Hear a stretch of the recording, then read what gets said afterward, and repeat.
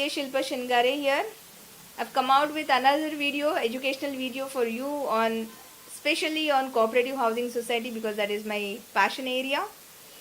Thank you for watching all my YouTube videos. Thanks for your all the wonderful comments, your feedback, and thanks for getting back me for your queries and clarification. I really appreciate and enjoy handling your queries.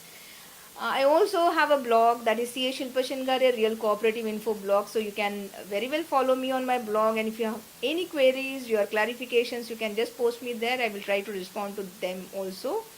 All these latest GRs, notifications, circulars, you can watch me, or you can see all those stuff, that updated stuff on my blog.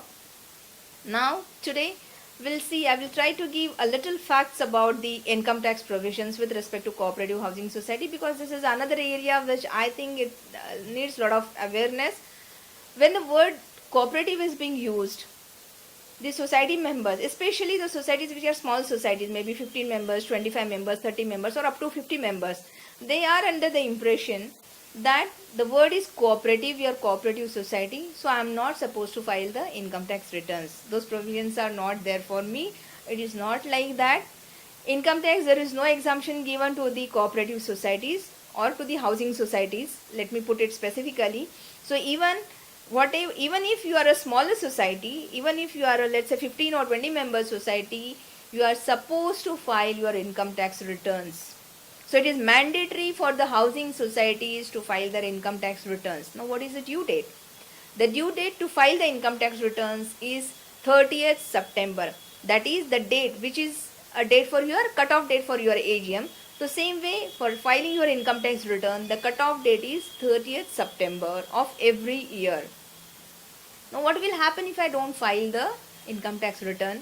First thing is the PAN provision. That means the housing societies, you are supposed to have your PAN number. The housing societies, you are supposed to have your TAN number, right? So what is TAN number?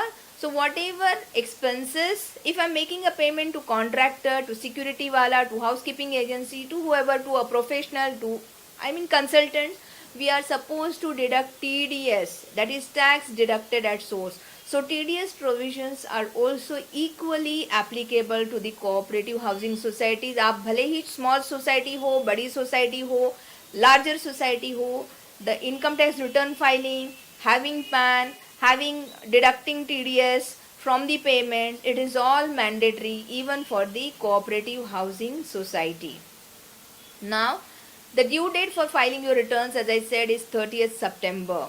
This is again, there is a gray area. People are not clear whether it is 31st July or 30th September.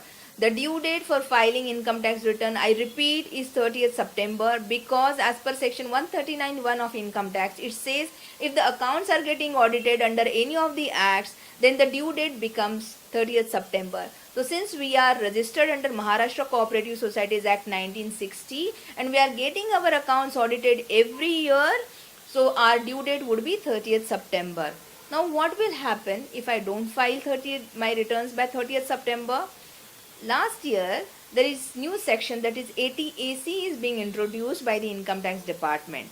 So generally in housing societies there would be maintenance income like contribution collected from the members under various heads, and there would be interest income generated from the funds which you are keeping maybe with the nationalized bank or with the cooperative banks, right?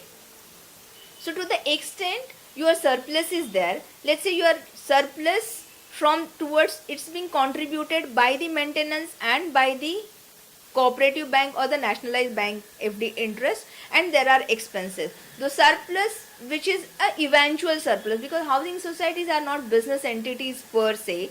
So if you are having any surplus, then that is exempt under concept of mutuality. So on that surplus we are not supposed to pay any tax. But if I am having any other income, so any other income can be your mobile tower income, you may be having hoarding income, that is advertisements or something you are allowing other companies to put on your society building. So that kind of income you may have, or this interest from the bank FDs. So interest from bank FDs, again, if it is a nationalized bank FDs, then it is 100% taxable for you. You don't get any deduction for that. But if you are putting, or if you are keeping, let's say, part of your FDs with a cooperative bank, and if you are earning interest from cooperative bank FDs, then you get deduction, 100% deduction you are getting under section 80P. Now it is a deduction, again it is not an exemption. When we say exemption, that means it is not being counted in the tax computation at all. But when I say it is a deduction, that means first I need to consider it as my income, and then I can take a deduction which is being prescribed under income tax. So if I'm having a cooperative bank interest, let's say my income, interest income for financial year 18-19 is of 5 lakhs rupees. Out of that, 3 lakhs is from nationalized bank and 2 lakhs is from cooperative bank.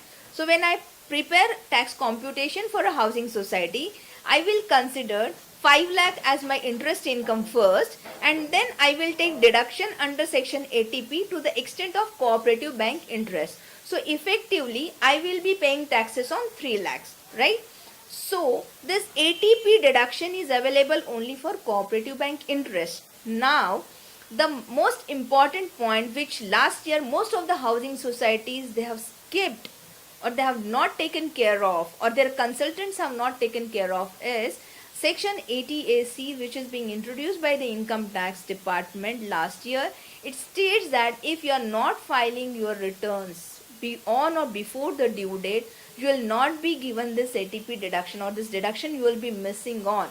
That means those housing societies which filed income tax returns after 30th September for last financial year, that is 17 and 18, they have been denied the 80P deduction, and they have been they have been raised with the demand notice for the tax. That means there is a tax liability, huge tax liabilities have come on the housing society. So as a managing committee member, since you are not only concerned with the provisions or the compliances which your bylaw wants you to do or your act wants you to do, but there are allied laws. Allied laws, I mean there is a GST, there is an income tax law, which these compliances are also to be compulsorily being handled or taken care by the managing committee members. So kindly ensure that you will file the returns, before 30th September, so that you will get whatever deduction you are claiming. 100% deduction under section 80P you will get. Otherwise this deduction will be denied by CPC and you will be getting a huge tax demand, which will go against you as a committee, because once you assume the position as a managing committee member, then you are supposed to be aware of the laws, and you cannot say that I was not aware of the law, or we were not aware of this latest happening, or our consultant did not tell us or guided us. So this is important point, I think I must share with you.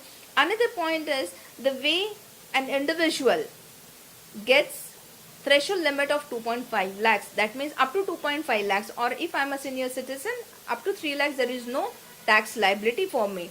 This threshold limit is not there for cooperatives. For cooperatives, your even rupee 1 is being taxed, and the tax rates are 10%, 20% and 30%. So if your income is up to 10,000, you are taxed at 10%.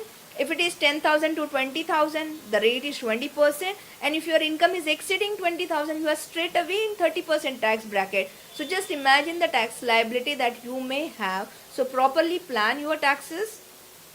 Ask your consultant to give you the tax computation beforehand, before 31st March gets ended, and pay the advance taxes also well in time. So I thought let me share the taxation implication or the tax compliances, income tax compliances as a managing committee member, which you have to take care. So I hope you will like this video. You can get back to me with your feedback, your clarification on ssca28@rediffmail.com. This is my official email ID, so that your queries will reach me, and you can follow me on my blog, that is C. Shilpa Shingare Real Cooperative Info blog.